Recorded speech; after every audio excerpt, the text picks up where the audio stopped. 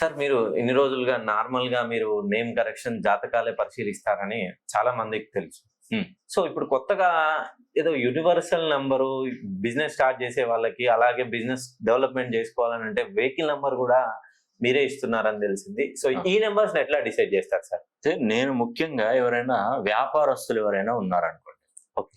ఆ వ్యాపారస్తులో ఇప్పుడు transport business ఉందనుకోండి. హ్మ్. ట్రాన్స్‌పోర్ట్ బిజినెస్ మెయిన్‌గా ఏం కావాలి? వెహికలే కదా! వెహికలే. వెహికల్ బాగుంటేనే వాళ్ళు బాగున్నట్టు. అవును. ఆ వెహికల్ మధ్యలో ఆగిపోవడం, యాక్సిడెంట్ ప్రమాదాలకు గురవ్వడం, రిపేర్స్ అవుతారంటే ఆటోమేటిక్‌గా ఓనర్ కూడా నష్టపోక తప్పదు. అవునండి.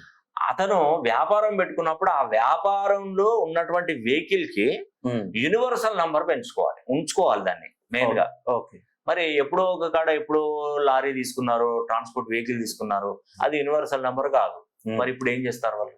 అవును సార్. కొత్తది కొనుక్కుంటారా? కొనుక్కోవాలంటే డబ్బులుండవు. చేయలేదు. దానికి సంబంధించినటువంటి వాళ్ళ యొక్క ఏదైతే నంబర్ తీసుకుంటారో, హ్మ్. అది ఒకవేళ యూనివర్సల్ నంబర్ కాకపోతే ఏం చేద్దామంటే దానికి చిన్న చిన్న పరిహారాలు చెప్తా. ఓకే. లేదు కొత్త వెహికల్స్ తీసుకుంటారంటే ఖచ్చితంగా ఆర్‌టీఓ ఆఫీస్‌కి వెళ్తే కొన్ని నంబర్స్ ఇస్తారు. అవి నాకు పంపిస్తే దానిలో నేను యూనివర్సల్ నంబర్ వెతికి పెట్టి మీకు ఇస్తాను. ఈ సింపుల్ పని అయిపోతుంది. అంటే మీ అపాయింట్‌మెంట్‌కి 3 రోజులు పడుతుంది కదా సార్? మరి లేదు. నంబర్ తీసుకోవడానికి కూడా సేమ్ టైమ్ పడుతుంది. లేదు. అట్లా ఏం లేదు. ఓకే. మీరు జస్ట్ ఒక పావు గంట, 15 నిమిషాల్లోనే నేను యూనివర్సల్ నంబర్ చెప్పిస్తాను.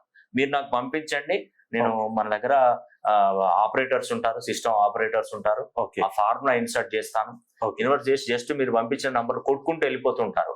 అప్పుడు ఒక్కసారి ఎంటర్ బటన్ నొక్కగానే ఏవి యూనివర్సల్ నంబర్ ఉన్నా అసలు యూనివర్సల్ నంబర్ ఉందా లేదా అనేది మన సిస్టమ్ చెప్తది. ఓకే. అప్పుడు ఏం చేస్తారంటే నేను ఆ నెంబర్ నాకు పంపిస్తే నేను వాయిస్ మెసేజ్ ఇస్తాను. ఓకే. వాయిస్ మెసేజ్ ఇస్తే ఆ వాయిస్ మెసేజ్ ఈ నంబర్ మీరు రిజిస్ట్రేషన్ చేసుకోవచ్చు. ఓకే. ఎందుకంటే ఏదైనా తప్పు పొరపాటు జరిగితే మీరు ఇబ్బంది పడతారు. అందుకే డబుల్ టైమ్ చెక్ అవుతుంది అది. ఓకే. నేను ఒకసారి చెక్ చేసుకొని ఫైనల్ చేసి మళ్ళీ మీకు పంపిస్తాను. ఓకే. అదేవిధంగా మనం వాడుతున్నటువంటి మొబైల్ నంబర్ కూడా యూనివర్సల్ నంబర్ కావాలి. హ్మ్. అలా ఉంటే మనకు వ్యాపార అభివృద్ధి కూడా చాలా ఎక్కువగా ఉంటది. ఓకే. ఆ వ్యాపారం అనేది బాగా నడుస్తది ఖచ్చితంగా. కాబట్టి ప్రతి ఒక్కరు కూడా వెహికల్స్ కొనుక్కున్నా కూడా మీరు వాడే మొబైల్ నంబర్లు తీసుకున్నా కూడా యూనివర్సల్ నంబర్ అనేది ఉండడం అనేది కూడా మంచిది. ఈ యూనివర్సల్ నంబర్ ద్వారా ఏంటంటే ధన సంపాదన పెరుగుతుంది మెయిన్ గా. ఓకే. ఇప్పుడు మీరు ఒక ₹1,00,000 నెలకు ₹1,00,000 సంపాదిస్తున్నారు అనుకోండి. ఆ ₹1,00,000 యూనివర్సల్ నంబరు మీరు వెహికల్ నంబర్లు కానీ మొబైల్ నంబర్లు కానీ మార్చుకొని చూడండి. దానికి కనీసం ఒక 2, 3 రేట్లు అంటే 1,00,000 బదులు 3,00,000 సంపాదించే అవకాశం ఉంటది. అంటే సంపాదన పెరుగుతుంది, తగ్గదు అసలే. ఓకే. ఎందుకంటే దీంట్లో మీరు ఒకసారి గమనించండి, దీనివల్ల నష్టం ఏమైతే ఏం లేదు కదా మీకు.